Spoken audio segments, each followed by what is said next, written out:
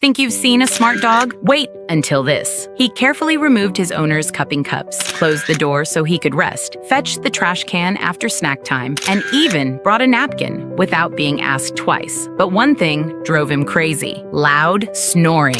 First, he covered his owner's face with a blanket. Then, at nap time, still covering the face with a blanket. Then lean on his owner's face. Would your dog do this? Follow for more wholesome pet moments.